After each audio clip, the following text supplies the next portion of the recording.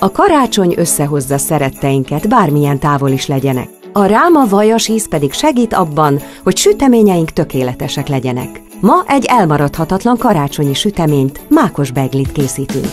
A tésztához szükségünk lesz 500 g lisztre, 3 darab tojásra, 50 g cukorra, egy tojásfehérjére és egy tojás sárgájára a kenéshez, 20 g élesztőre, egy csipet sóra, 2 deciliter tejre, 250 g ráma vajas ízre.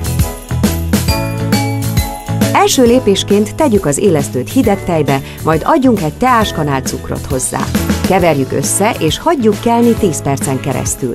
Tegyük az átszitált lisztet egy nagy tálba, és morzsoljuk el benne a kockákra vágott ráma vajas ízt. Adjunk hozzá 2 felvert tojást, az élesztős keveréket, majd a cukrot és egy csipet sót.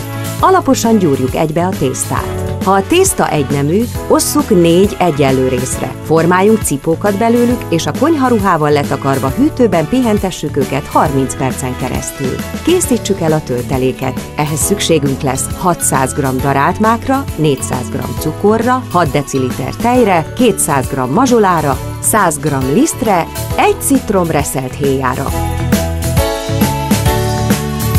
Forraljuk fel a tejet a cukorral, majd adjuk hozzá folyamatos kevergetés mellett a citromhéját, a mazsolát és a darált mákot.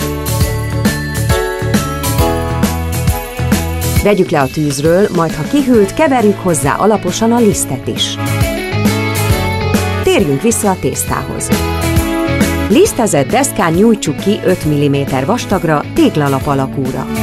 Kenjük fel egyenletesen a 4 felé osztott tölteléket a tésztákon, 1-1 cm-t hagyva a széleken.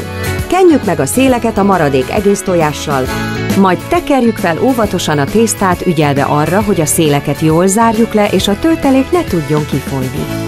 A felvert tojás sárgájával kenjük meg egyenletesen a beiglik tetejét. Kelesszük szobahőmérsékleten 30 percen keresztül, hogy megszáradjon a sárgája a tetejükön. Helyezzük a beigliket margarinnal kikent lemezre. Kenjük meg a megszáradt tojás sárgája réteget tojásfehérjével vékonyan néhány mozdulattal. Tegyük hűtőszekrénybe 30 percre, míg a fehérje réteg is teljesen megszárad. Tegyük őket a sütőbe és süssük 25-30 percen keresztül. El is készültek a karácsonyi mákos beiglik. Recepteket a Sütigyár weboldalon találsz.